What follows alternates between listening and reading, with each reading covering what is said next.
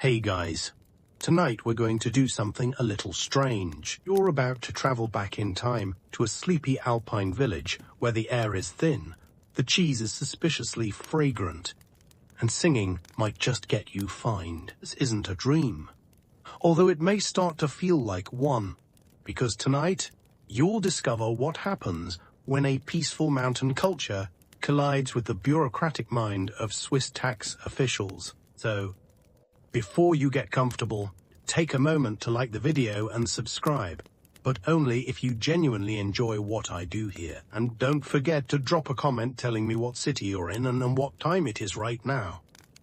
Sushi Saxers. I love seeing where and when we're all dreaming from.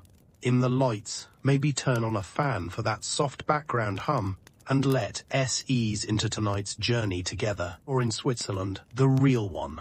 Not the one from travel brochures, with neatly arranged cheese platters and neutral diplomacy. No. Or in the Switzerland of muddy boots. Old dialects and paper-thin borders between personal freedom and public order. It's the late 1800s. You're staying at a little chalet, it nestled somewhere between Lucerne and oblivion. Outside, the mountains look like they're holding their breath. Inside, everything smells like pine wood and melted butter.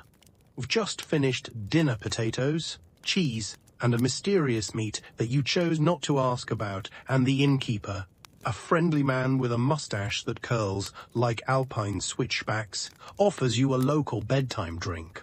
You sip, smile, and politely pretend to enjoy it. Then he tells you if you're bored, there's an old trunk upstairs in the guest room, full of junk. Belonged to my great-grandfather, the village secretary. Naturally, you're curious. Eta that nylip dosen tea come easy maybe it, es the altitude maybe it, es the drink. So you find yourself climbing the creaky staircase to the attic room. There it is, the trunk. Dusty iron latch, and definitely older than electricity. You open it and start digging old scarves, a cracked pipe, a sketch of a goat.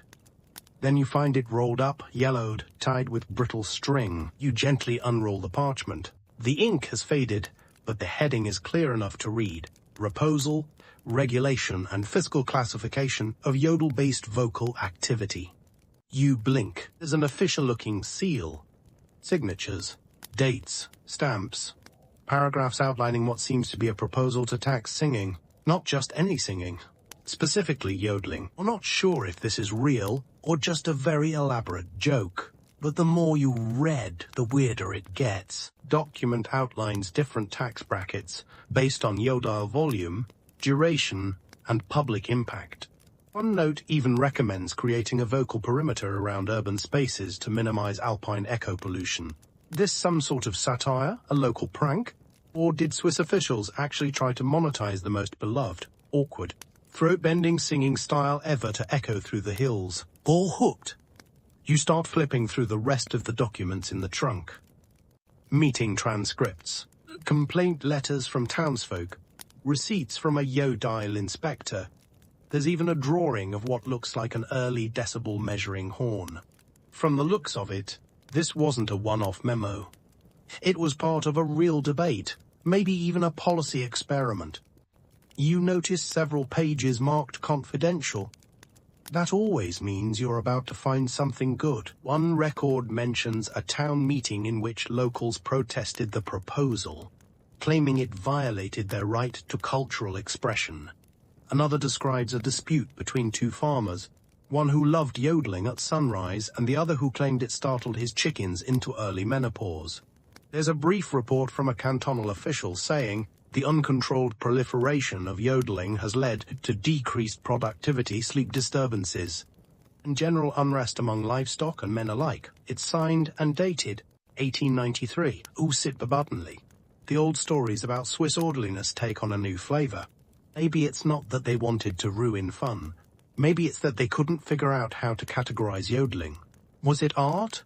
A public disturbance? An agricultural hazard? Historians still argue over whether this tax ever truly reached implementation. Some believe it was a serious proposal derailed by popular resistance. Others think it was more symbolic a bureaucratic shot in the dark that died in committed tower. Few even suggest the documents were forged later as political satire, but there's no consensus. The truth, like the sound of a yodel, vanishes into the mist. You don't know it yet, but tonight is only the beginning. By the time the sun rises, you'll be knee-deep in a forgotten cultural battle, one where melody meets money, and history refuses to stay quiet. The next morning, you're standing on a hillside just above the village. The sun hasn't fully risen yet, but the sky is already a soft watercolor of lavender and gold. World is still. And just as you're sipping your coffee from a tin mug that burns your fingers a little, it happens. Voice cuts through the silence. Clear, rising, dropping, bouncing between peaks like a bird that forgot how to land. It's yodeling, out from a speaker or a radium, a reel. Living person somewhere out there among the slopes, sending vocal cartwheels across the valley. You can't help but smile. It's unexpectedly moving, raw, unfiltered, joyful. Then you remember the phrase from that strange document, uncontrolled proliferation. Suddenly, it makes a tiny bit of sense. You walk down to the village square where sleepy goats and equally sleepy shopkeepers are starting their day. The cheese shop is open. So is the bakery, which smells like heaven, wearing a flower apron. You spot an elderly woman arranging postcards on a wooden rack. He sees you looking at a tourist one that reads, "Yodel your heart out." You ask casually, is it true people used to get in trouble for yodeling? He pauses.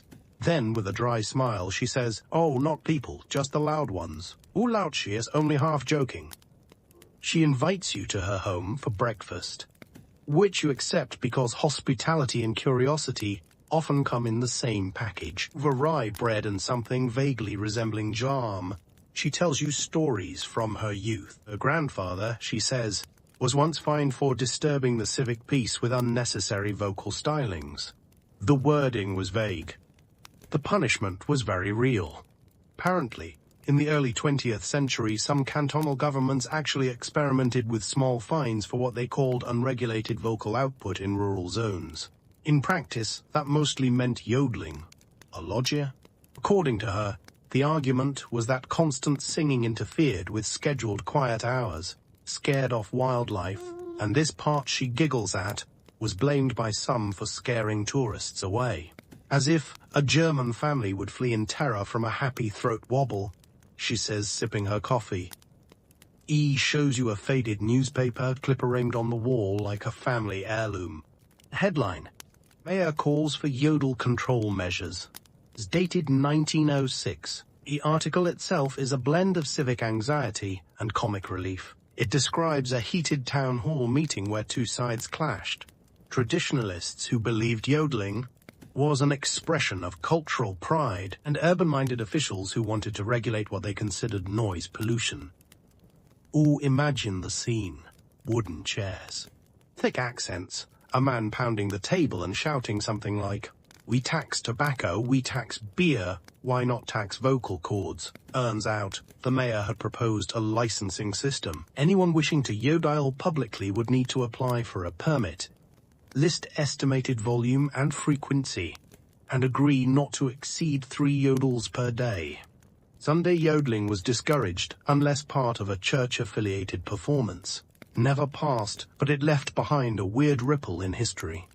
Ooh, ask, why did it matter so much? She leans back and thinks for a moment. Then she says, because yodeling was never just about sound. Was how we called our cows, found each other in fog, marked our land without fences. It was how the mountains knew we were still here. It hits you harder than you expect. Back in the village square, the morning is fully awake. Children chase each other with sticks. A man tunes an accordion. Somewhere in the distance, another yodel begins to rise. This one softer, more deliberate. You realize something important. Yodeling wasn't just music. It was location. Identity, echoes made personal. Historians still debate whether the proposed yodel control was primarily economic, cultural, or just a bored government trying to flex. Some argue it was never intended for enforcement. Others say selective fines were imposed, but only in more tourist-sensitive regions. Few fringe voices even claim it was part of a plot to urbanize rural areas by silencing their culture, though that remains speculative. Whatever the truth, it's clear that once, not so long ago, battle was fought in falsetto, and no matter how absurd it may sound today, for the people who lived through it, it was serious. And as you walk back to your inn, a strange thought lingers. What if your voice your literal, singing voice had once been a taxable asset?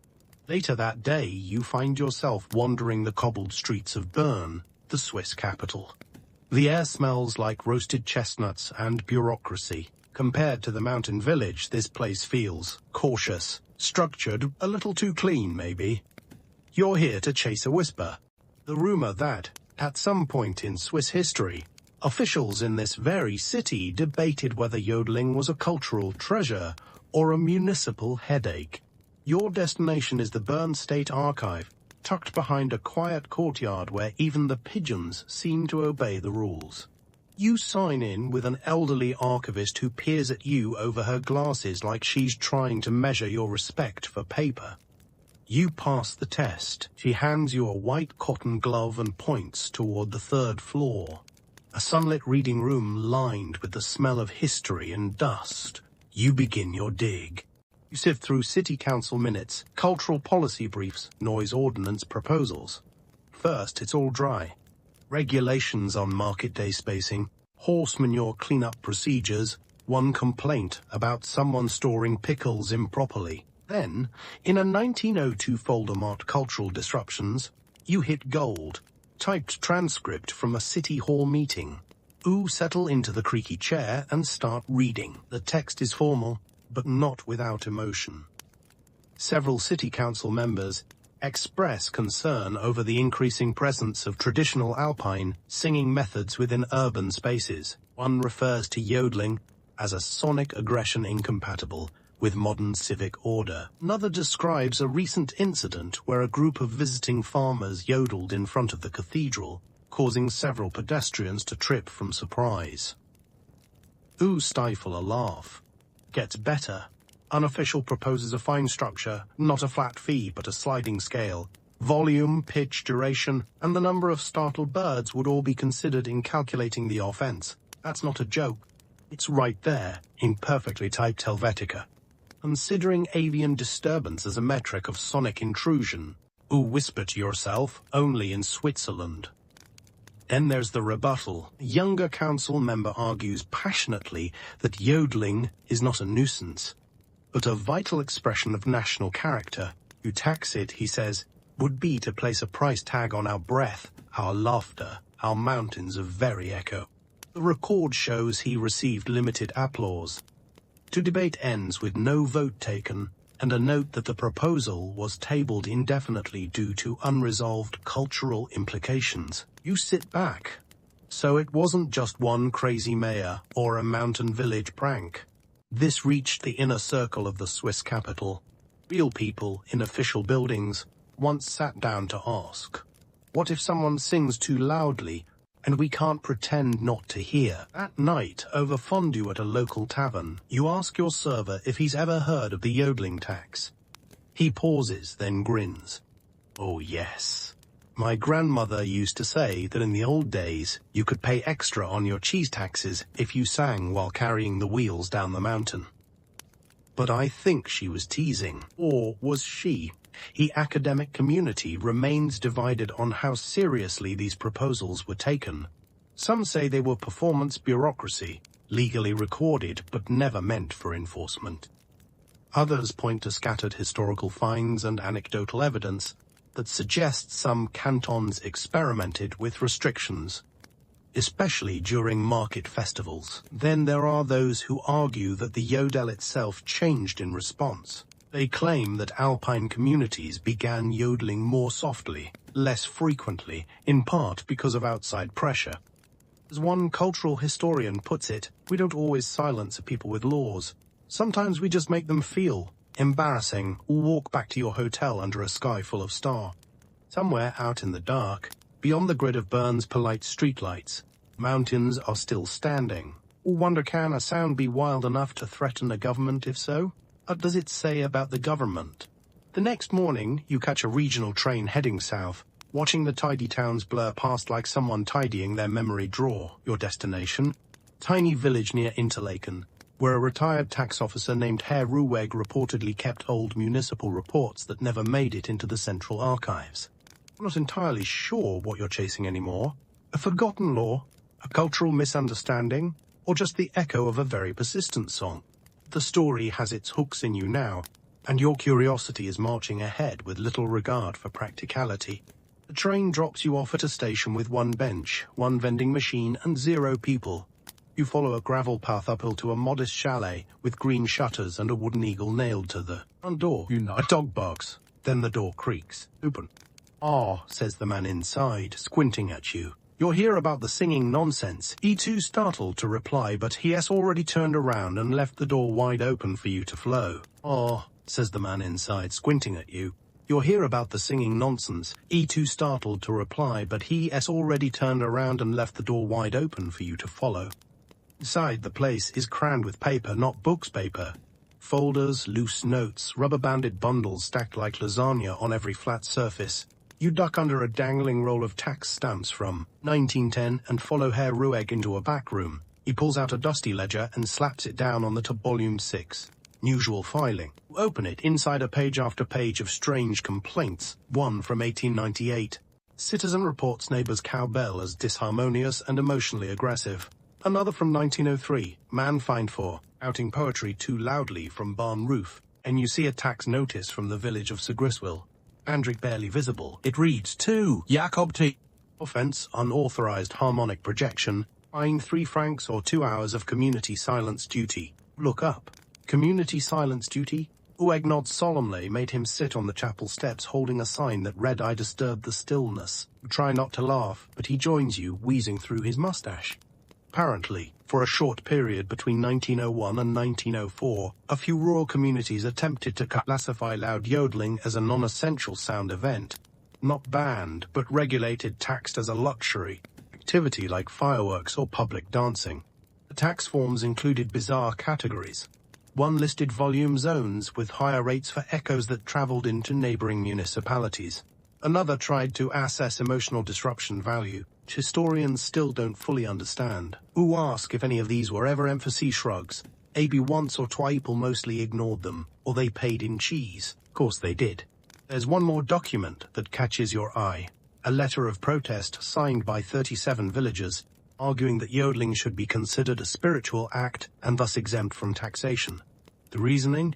If monks can chant without paying the canton, then shepherds may yodel without coin. Academic consensus remains elusive on these events. Some claim they were isolated and symbolic, more performative than punitive. Others point to the paper trail as evidence of a broader cultural anxiety, a fear of rural tradition interfering with the vision of a modern, silent Switzerland. One cultural anthropologist puts it best: the yodel was never just sound. It was the audible reminder that not everyone wanted to live by the same rules of civility and restraint. You close the ledger, gently, like you're tucking in a strange dream. Herr Rueg pats your shoulder on. T believe everything the paper says but don't. T ignore it either. Outside, the sun is already slipping behind the mountains, painting long shadows across the village square. You hear a faint yodel echo across the valley, somewhere distant, almost uncertain, like it's asking permission. Suddenly, the idea of taxing that sound feels not just absurd, but faintly tragic. Or walking a winding path between 2 alpine pastures. When you hear the story, it comes not from an archive or a ledger, but from a shepherd with a face like sun-baked wood and a pipe clenched between his teeth. His name is Mel, and he doesn't ask why you're here. He just starts talking, as if he's been waiting a long time for someone to ask. My grandfather, he says, nudging a goat off his boot, got fined 2 sheep for singing. Ooh, pow sheep. Emil nods. Oh, just any shear's best ones. You sit on a flat rock and listen as he tells the tale. The year 1902. Emil's grandfather Jacob was known across 3 valleys for his yodel. People said he could wake a cow at 200 paces and charm the rain right back into the clouds. His voice was strong, full of pride, and always slightly offbeat, which made it even more memorable. One summer, after a particularly loud performance during the solstice festival, Jakob received a formal notice from the village council. It accused him of unsanctioned melodic disruption and demanded payment of 2 livestock units or a month's ban from public gatherings. Jakob thought it was a joke, wasn't. He refused to pay. So one morning, 2 councilmen came with a boy who had a clipboard and a solemn face. They walked into his pasture and took 2 sheep. Milchukle were polite about it, even apologized, but Stilthy took 'em. Was gift Jakob fought bar. He did more than the mill grins. He trained his remaining sheep to bleat in pitch. Said if his voice wasn't allowed, the flock would sing in protest. Did he work, of course, but the villagers still talk about the choir sheep of Lauterbrunnen. You can. He tell if us joking, probably not entirely. We spend the evening with Emil in his modest stone cottage. He shows you a small box containing Jakob's things. A wood-carved tuning fork, a faded photo of the old man mid-Yodel, and most intriguingly, hand-scrawled receipt marked Yodel find settled in livestock. There it is. Real ink. Real sheep. Historians debate whether livestock payments were official policy or just ad hoc solutions in areas where currency was scarce. Some argue that fines were simply symbolic, a way to assert civic control over rural chaos. Others believe it was all part of a larger movement to make Swiss identity more presentable. You can see both sides. On one hand, a country full of echoing mountains, scattered farmhouses, and joyful yodelers sounds like paradise. On the other, imagine being a bureaucrat trying to regulate noise complaints when every 3rd hilltop is hosting an impromptu falsetto concert. Ooh, ask Emil if the practice died out. Eventually, he says, stirring something thick and cheesy over a fire. But not because they changed the law. People just stopped caring. The world got louder in other ways. Cars, radios. City people stopped visiting the mountains to hear silence. They came for the skiing. Later that night you step outside, stars above look close enough to pluck. Somewhere in the distance a faint yodel rings out, not loud, not rebellious, just there. You imagine Jakob standing on a ridge a century ago, singing to the night, unaware or perhaps unbothered, that his voice had become a taxable event. In that moment you start to understand. The fines, the sheep, the paperwork, it wasn't about control. It was about discomfort. The kind that happens when tradition refuses to be quiet. The next day, you're back in the village archives, thumbing through a stack of yellowed newspapers. Your fingers smell like old ink and linseed oil. You're searching for anything that might explain how an entire cultural expression ended up in the crosshairs of economic policy. And then you find it. Folded clipping from 1911, headline in bold Gothic type. Odlers blamed for tourist decline, officials say. You read on, art picking up speed. The article reports that in several mountain regions, including parts of the Bernese Oberland, local tourism boards believed excessive yodeling was scaring off visitors. Hoteliers had supposedly filed complaints that spontaneous harmonic displays near guest houses were interfering with the tranquil image marketed to foreign clientele. In short, the singing wasn't luxurious enough. It was too real, too local, too Swiss. Land then immediately stop, because this actually happened. One particularly angry innkeeper wrote that a group of German tourists left early after a Yod duel broke out between 2 shepherds across a valley. The guests had been promised a peaceful mountain escape, not a competitive throat performance. Apparently, the regional board had considered creating designated yodeling zones far from tourist footpaths and spa areas. But they hit a wall. You can't contain echoes. The sound just kept bouncing. Some officials suggested implementing quiet hours for yodeling. Others even floated the idea of a seasonal permit, where locals could only yodel during non-peak travel months. One proposal involved erecting stone barriers to limit acoustic overflow. Ooh, can't decide what's more absurd, the ideas themselves or the fact that people took them seriously. But in context, it makes a weird kind of sense. Switzerland was in the middle of reinventing itself.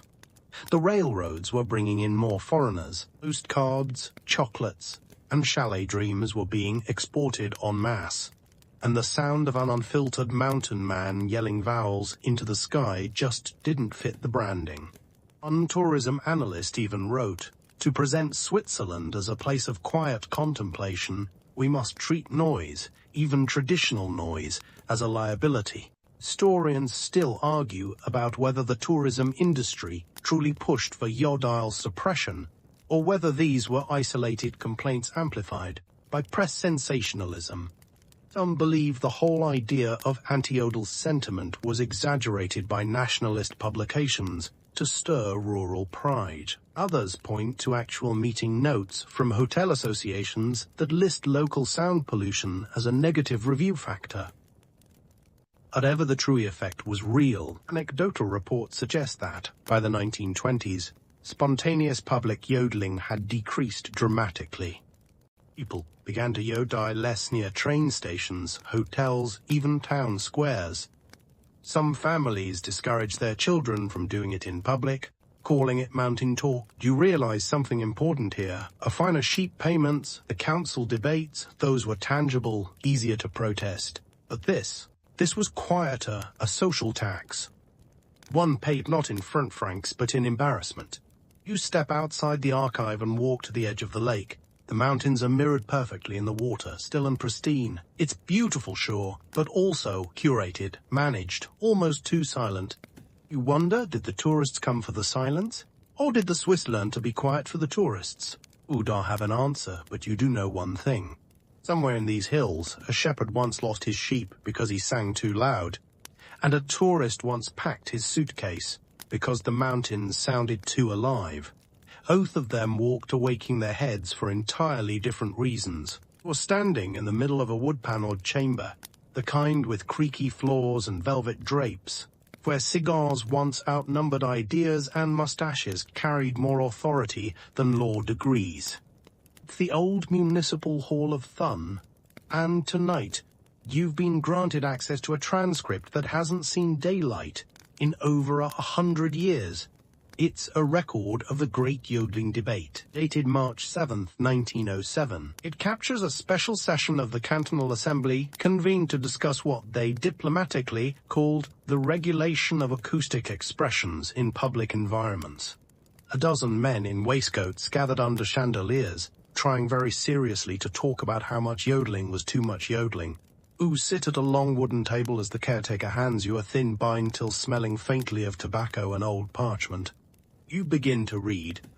The meeting begins with a formal address by Councillor Meyer, who declares that the frequency of unregulated yodeling has reached a level inconsistent with the evolving identity of modern Switzerland.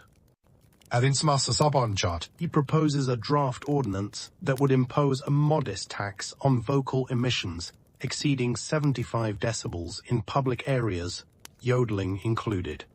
Another councillor chimes in, suggesting that certain municipalities, particularly those with cultural tendencies towards celebratory shouting, be required to log yodeling events in advance. And then things take a turn. Third councillor, Aim underline Twife Brunner, apparently a proud native of Appenzell, stands and breaks every rule of decorum. According to the transcript, he begins yodeling, "Eight in the chamber." The clerk notes, Member Brunner vocalized in protesty action among members ranged from shock to laughter. Session briefly suspended. You can't help it. You laugh out loud in the reading room. Runt, turns out, was a known firebrand and lifelong yodeler. He argued that imposing a tax on yodeling would be like taxing the Alps for being tall. His speech, half protest, half performance, was preserved almost word for word. You read it slowly, savoring each phrase. When we begin to find the wind for howling, then we may charge the lungs of our people for echoing it. There's no record of applause, but the ordinance never passed. Instead, the Assembly voted to create a committee to further study the social and economic implications of regional acoustic practices. That committee, by all available evidence, never actually met. Academic opinions differ wildly on this particular meeting. Some view it as a high point in cultural resistance, a moment when the state was reminded, however briefly, that not everything can be quantified. Others see it as political theatre, arguing that both sides were performing for their respective constituencies. A few question whether Brunner really yodeled in the chamber or whether that detail was added later as folklore. Still, the fact remains, the idea of taxing yodeling got closer than anyone now would comfortably admit. It was discussed, drafted, debated, and only narrowly shelved.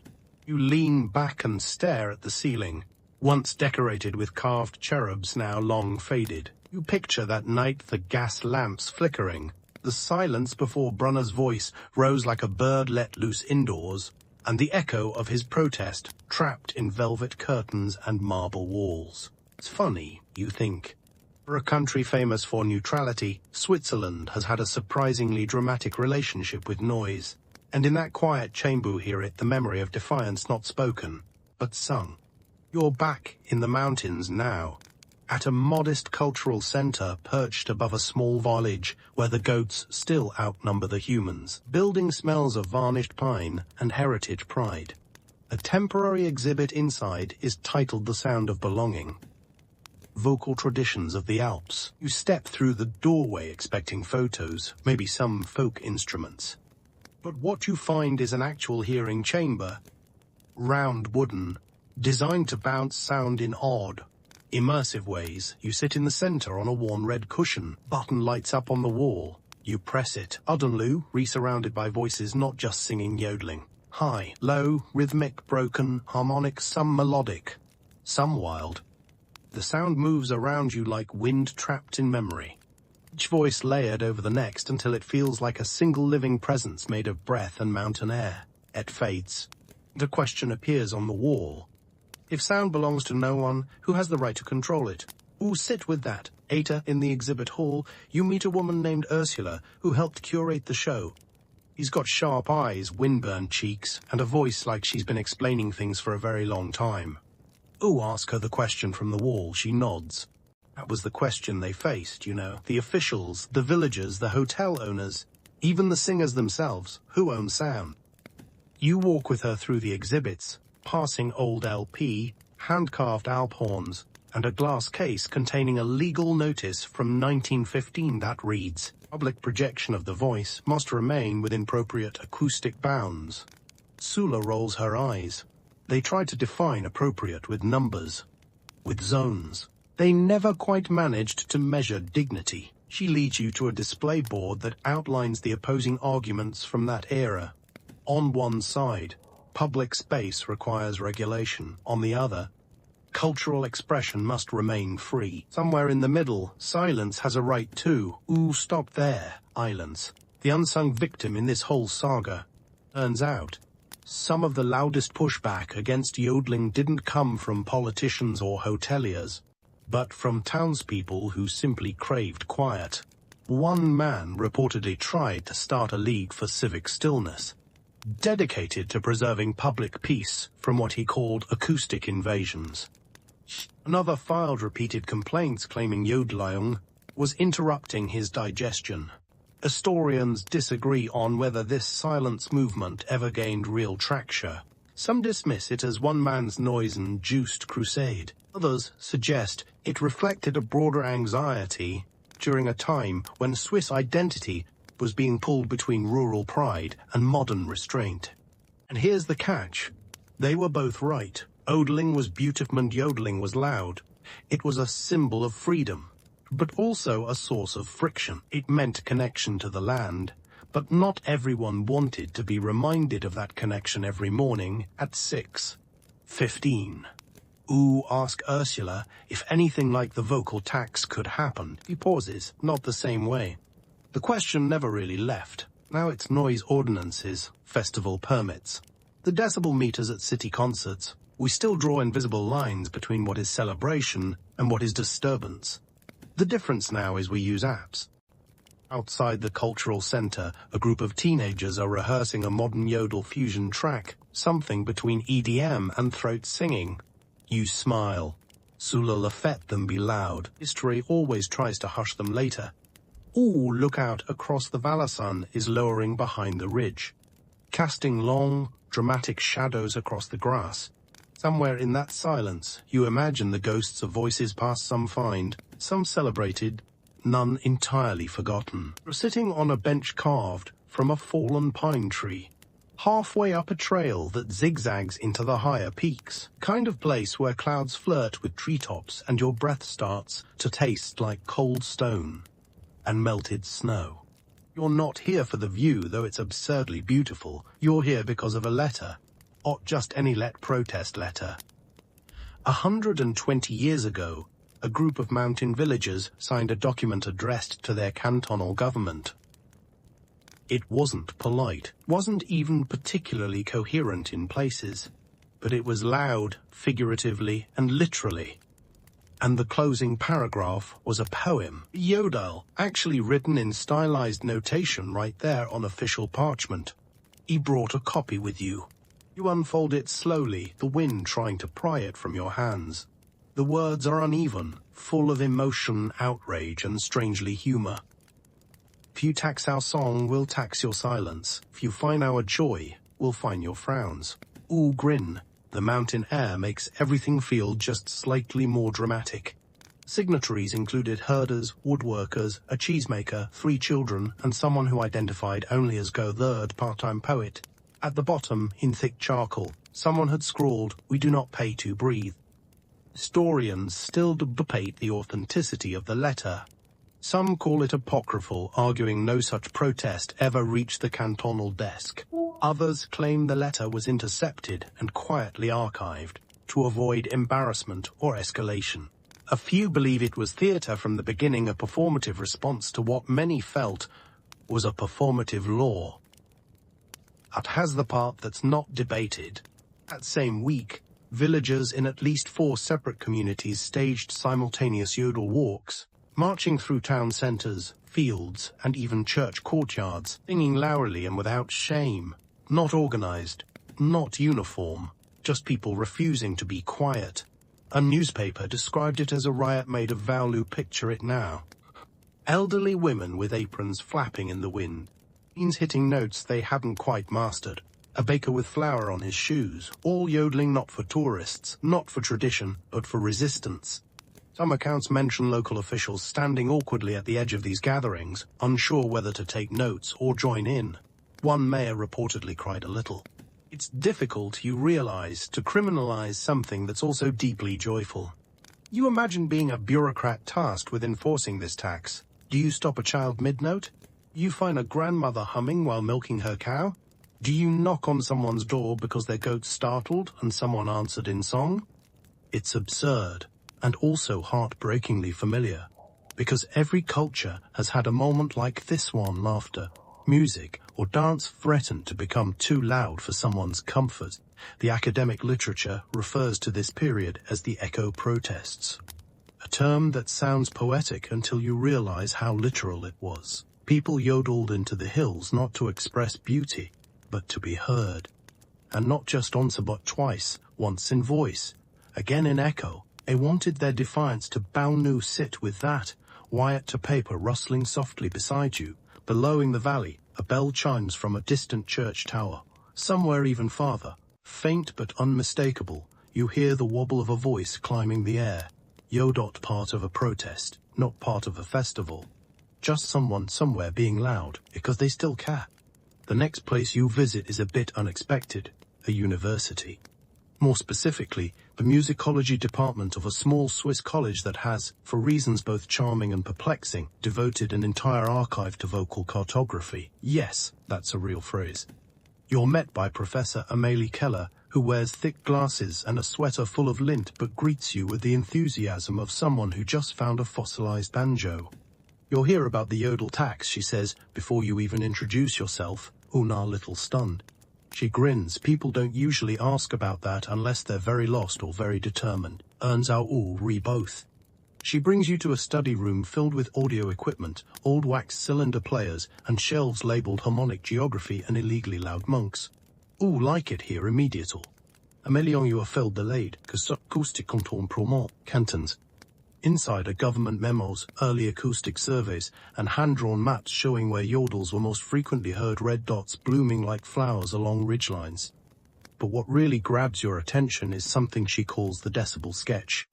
Created in 1913, it's a proposed method for measuring vocal disruption in mountainous areas, not by machines, they didn't have anything that precise, but by human observation. One chart categorizes yodels by duration, pitch volatility, and emotional ambiguity. Yes, really, level 1 yodel was sure-offed and considered peaceful, tolerable. A level 3 yodel was high-pitched, lasted over 4 seconds, and marked civic nuisance. Anything marked level 5 was labeled existential, with a note, suspected of spiritual or rebellious intent. All burst out laughing. Family shrugs. They were trying to make culture measurable. They always do that, right before they try to monetize it. You ask if the measurements were ever used, officially. He nods, slowly. One canton tried, briefly. They trained a small team of field listeners. Local boys with good ears and bad judgment to take notes on yodeling incidents. But it didn't last. Too many arguments about whether something was a yodel or just someone sneezing passionately. As a pauses, she adds, "Oils, cow once triggered a false report. You, re-crying now." From laughter, mostly. But also from the odd beauty of it all. Because what's more human than trying to stuff wild, echoing joy into a spreadsheet? The academic community remains sharply divided on this period. Some view it as a necessary attempt to balance tradition with growing urban order. Others say it was cultural erasure, dressed up as paperwork. One scholar called it the bureaucratization of breath. You sit there a moment long-lipping through reports that are equal parts absurd and sincere, and you realize that this whole thing wasn't. Tea about sound, not really. It was about space. Who gets to fill it? Whose voice matters? Who has to be quiet so someone else can sleep, or sell something, or pretend the mountains don't sing back? As you leave, Amelie waves you down and hands you a small vinyl record in a plain sleeve. "Oh, label," she says. "Just listen tonight, and maybe don't try to make sense of it." Later, back in your room, you set it on a portable turntable. The needle drops, there's a hiss, then a voice rising, avering, looping, a yodel. No words, just breathe becoming music bouncing against time. All sit in the dark, listening, and for a few minutes, there is nothing else. You wake up to fog, the thick kind that wraps around rooftops like a forgotten scarf and makes every church bell sound like it's coming from inside your own chest. It's the perfect morning for a pilgrimage, not a religious one exactly, but close. Or headed to Gimmelwald, a tiny mountain hamlet where, according to your research, the last known recorded yodel-related fine was issued. It happened in 1923. A village itself is charmingly unreachable. No cars. One cable car, and several very suspicious goats that are you like you're about to ruin their whole routine. You knock on the door of the Owner Room Museum, which is also a post office and, depending on the season, a cheese stand.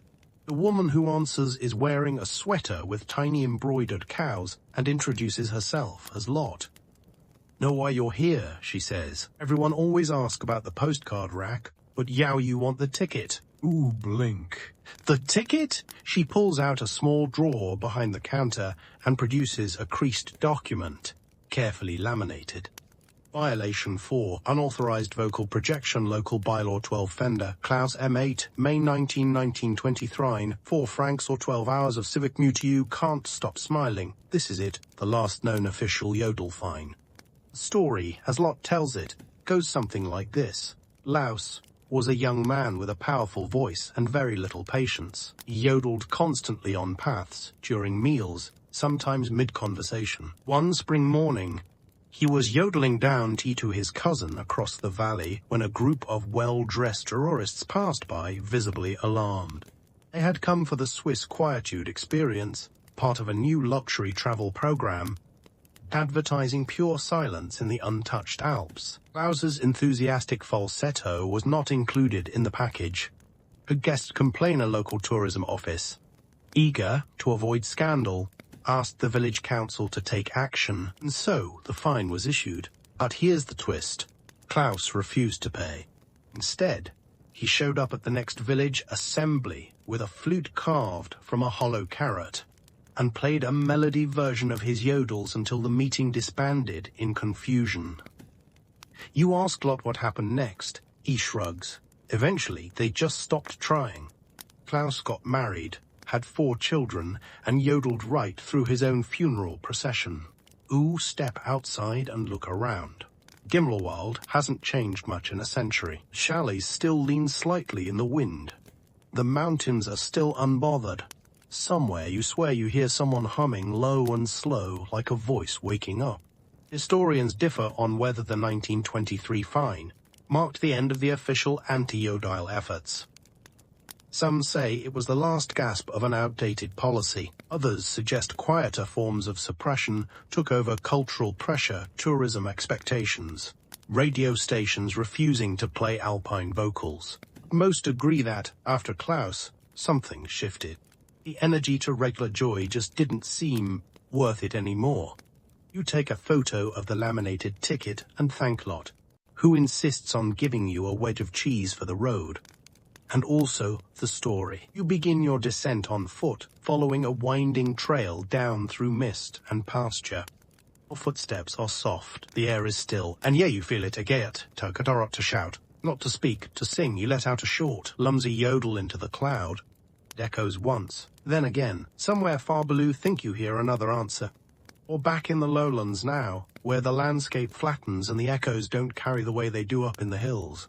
Here, the buildings are older but closer together. The clocks are more punctual and the cows, while still deeply respected, no longer wear bells loud enough to register on seismic charts. You've come to Zurich not for banks or watches or overpriced hot chocolate, but for a rather peculiar item kept in the Swiss National Library's special collection. Book. More specifically, a manual. Title is printed in elegant serif type on a worn leather. Calculation and Reconciliation, Managing Traditional Noise in the Modern Cantor, published 1929. You open it carefully, wearing gloves so thin they feel like holding your breath. Inside you find the world's most unintentionally hilarious how-to guide for regulating folk noise. Chapter 1. Classifying harmonic emission. Chapter 2. Measuring acoustic duration in sloped terrain. Chapter 3. Diplomatic language for confronting a yodeler, is Chapter 4 that really gets you taxation of celebratory sounds, model for alpine community. In it, the author, a civil servant named Atto W., outlines a proposed sliding scale of taxes based on several variables, volume estimated in subjective units called eye-widths, time of day yodels after sundown considered nocturnal disturbance ultra intense sacred verses. Secular yodels subject to differing rates, degree of melodic repetition and imaginative yodeling to incur surcharge at S real you double check 3 times. Even stranger is the accompanying appendix. Sample receipts. 1 yodel, performed at twilight across 2 valleys, directed at romantic interest, tax 2.5 francs. Re-overlapping yodels by unrelated individuals during market day, tax collectively, 6 francs. Chat, you're wheezing into your elbow. The manual never made it into all. It was part of an academic initiative to propose sound taxation frameworks for small cantons, funded bizarrely by a short-lived cultural preservation fund that also subsidized alphorn repair. Historians argue whether Otto W. meant the book seriously or as a satirical critique of government overreach. There are no surviving interviews, and Otto seems to have disappeared into bureaucratic obscurity after publishing it. But one passage stands out. In the conclusion. If governance is to survive modernity, it must resist the temptation to label joy as disruption. Yodeling is not an act of defiance, it is a conversation with the land. Copy that down into your notebook, underlining it twice, because somewhere along this strange little journey, you've realized something. It wasn't just about tax law, or volume, or tourist complaints. It was about control, about the push and pull between order and chaos, between city planners and hill singers, between the world as a spreadsheet and the world as a song. As you step outside into a neat little plaza, you pass a busker. He's playing a strange blend of accordion, techno, and yodel, a mashup that would have absolutely horrified Otto W. And every member of the 1907 Noise Committee. You drop a coin in his case. He winks and hits a note so high it startles a nearby Parisian, who smile and keep walking.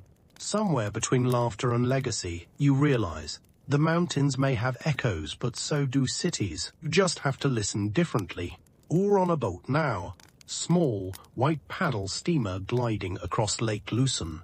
The sky is so still it feels like a held breath. Tourists sip espresso on the deck. Locals read newspapers folded perfectly in half. And you're replaying voices in your head: ghost yodels, official memos, a cheese-bribed librarian, and a yodeler who paid a fine with sheep. You're not here to find anything new. Not exactly. Here to think, because somewhere between chapter 4 of a long-forgotten manual and the laminated ticket from Gimmelwald, something has started to bother you.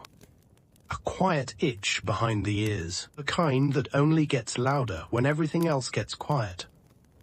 What does it mean when a country only countries to regulate its own sound? You've spoken to experts, heard jokes, read dusty records and wobbly music notes. But there's a pattern you've only just started to see. A sort of sonic boundary, not written on maps, but enforced in habits. One that didn't disappear when the taxis stopped. You notice it in subtle way. On the ferry, someone sneezes too loudly and apologizes 3 times. Child starts humming near the snack bar. Her mother gently shushes her. When the horn blows to announce docking, several people flinch, then check their watches as if offended by a noise that doesn't serve punctuality. Switzerland isn't silent, but it's calibrated. Remember something Professor Amelie said back in Zurich. Sometimes a sound becomes dangerous not because of its volume, but because of what it refuses to fit into. Yodeling was never disruptive because it was loud. It was disruptive because it was wild, unpredictable. It didn't announce itself with purpose. It didn't apologize. It was, quite literally, a voice bouncing off geography. You lean against the railing, watching the water break around the hull in soft rhythm. Across the lake, the mountains rise like gentle reminders of something older than cities.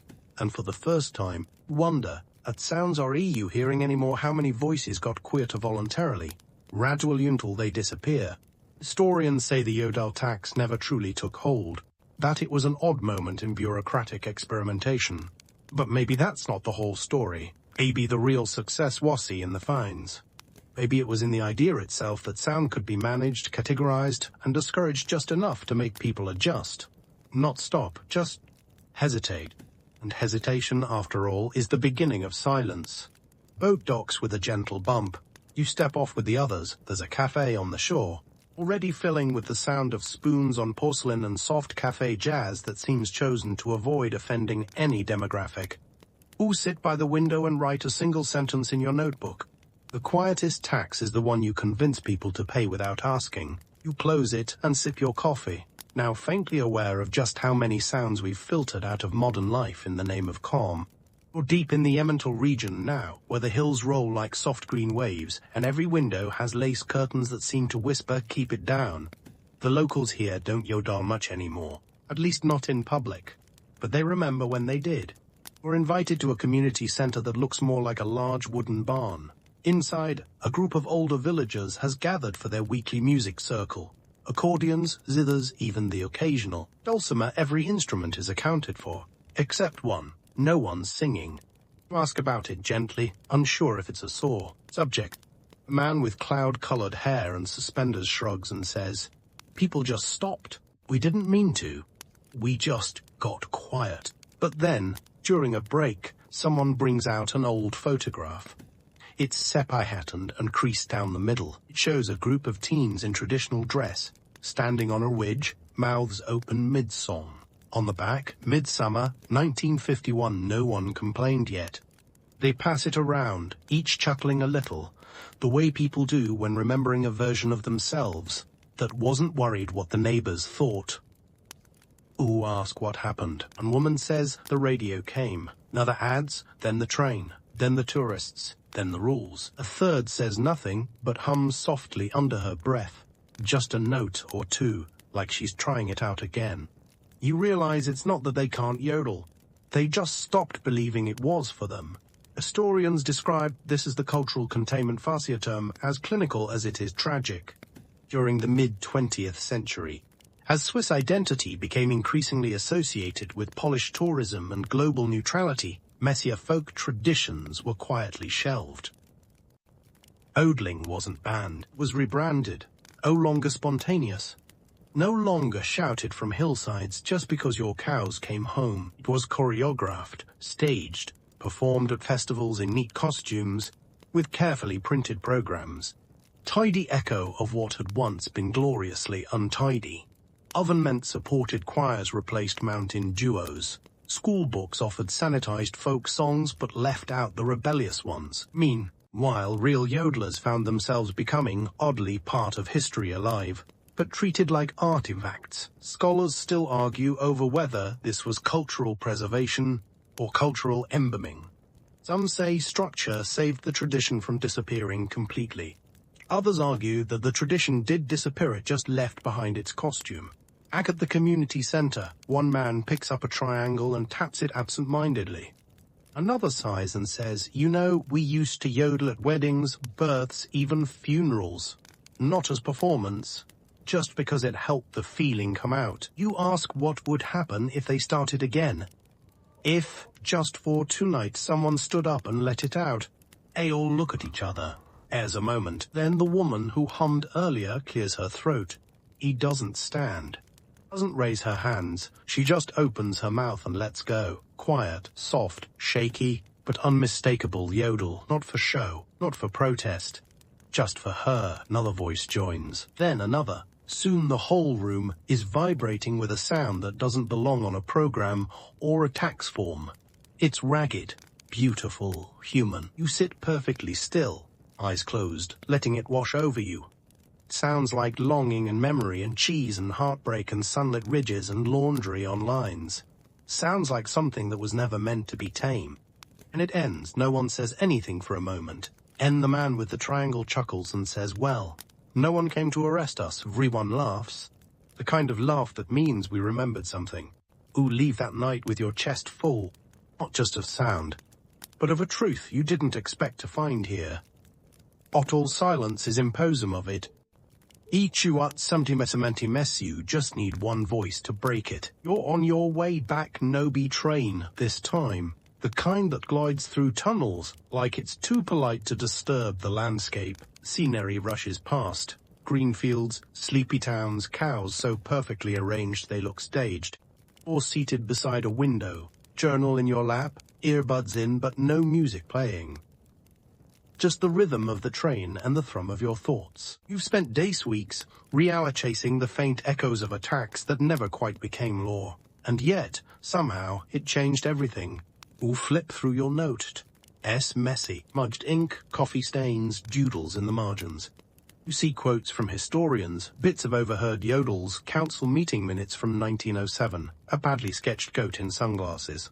But through it all, a pattern has emerged. Here's what you've figured out. The story of the yodel tax isn't just about Switzerland, or yodeling, or even taxes. It's about how societies react when something unmeasurable doesn't fit into the structure. Yodeling was raw, spontaneous, decentralized. It didn't ask for permission, and for a while that made it dangerous, because it couldn't be monetized, silenced, or scheduled neatly between 2 p.m. and 4 p.m.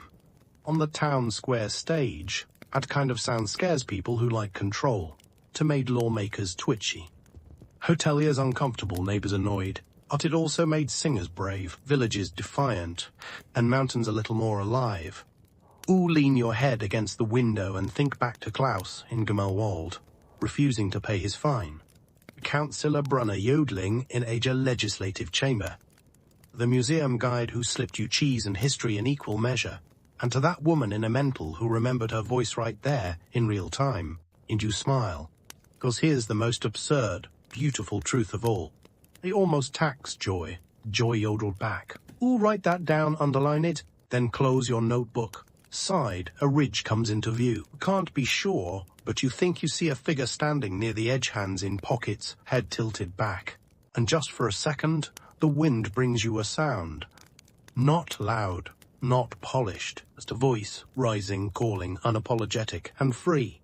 And now, as the final notes of our strange little journey fade into the quiet of the night, you find yourself lying still.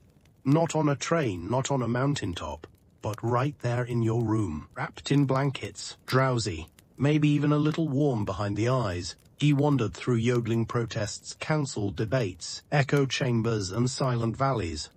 You've seen how just a voice can carry through generations, bouncing softly off memory like moonlight on lake water. World may have rules. It may try to measure tax and tame the things that don't fit. Up to now you know this much. Some sounds can be silent, some joys refuse to be scheduled. And sometimes the quietest rebellion is simply letting yourself be loud in your own way. Oh, take a deep breath, let it go slowly. Like a yawn you have earned yet. Let your body sink a little deeper into whatever is holding you. Let the echoes settle around you like snow. Snow fine for dreaming, and no one will stop you if you hum in your sleep.